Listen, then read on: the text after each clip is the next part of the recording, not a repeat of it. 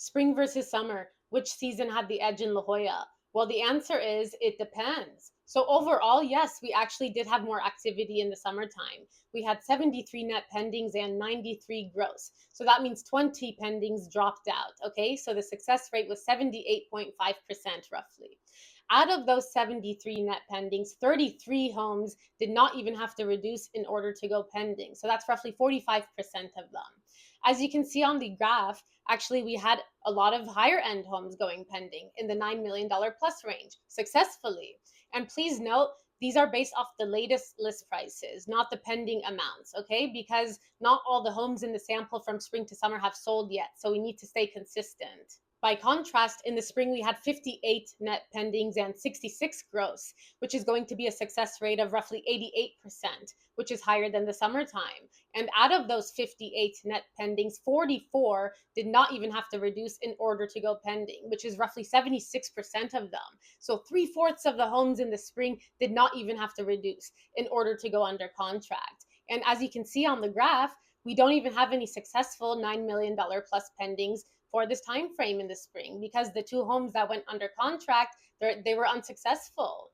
Let's take a closer look at the homes in the $2 million range so you have a better understanding of what I'm trying to show you. And also, please note that every price tier, it does move differently. So that's why we're separating them out like this. So with the $2 million range, as you can see, we had 21 net pendings, successful pendings in the spring. So 17 out of 21, which is roughly 81%, did not even have to reduce in order to go pending. So only 4 of them had a history of reduction. So if you have a history of reductions within more recent times and you're trying to sell in the spring, well, there's a high chance that you're going to be overlooked and that you're not going to sell in the spring.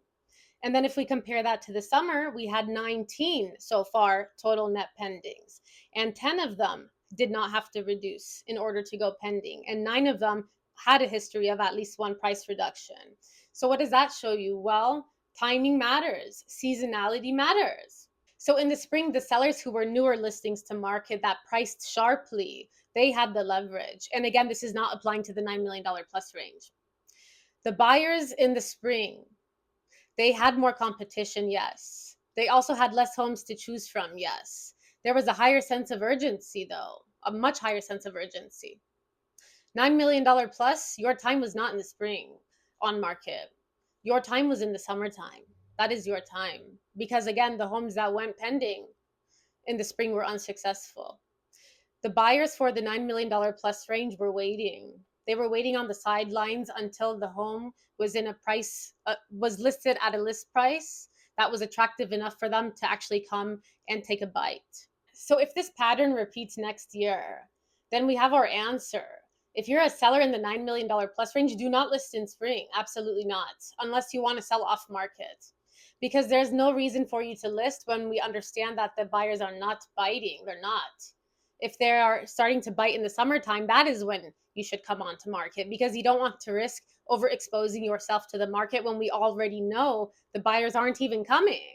Or if you're a seller in a lower price tier and you have a history of price reductions within more recent times, well, again, you really need to think about timing, because in the spring, if we know that majority of the homes don't even have a history of reductions that are moving, well, the probability you're going to move is going to be pretty low. So it is a risk, right? So that's why you really have to think about timing. And I want to reiterate the value of what I'm providing to you. It's extremely rare. It is, because the statistics that are provided to agents, they're super generic, super generic. Here's a sample of just some of my notes that I take. And this isn't even my tracking system. I will never show that on here. That is reserved for current, past, and prospective clients. I will never share that on here. I don't just track with precision. I trained my eye to catch every detail, and I'm an artist.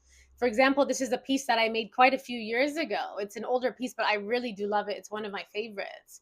And I drew that freehand. So if I can draw something like that freehand, you better believe I'm not going to skip any numbers. And side note, I do have a new piece coming, which will be part of a collection using an unconventional medium.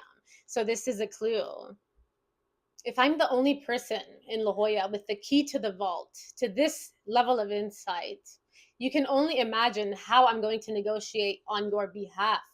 Because if we have the facts, not opinions, not just like a hunch for something. It's actual truth and data. How is the other side going to push back as hard as they usually do when they don't even know the numbers that we know? All in all, the data is speaking to you. So it's up to you if you want to listen or get left behind. Because if you don't, you will be left behind. You will. So I think enough people are going to catch on.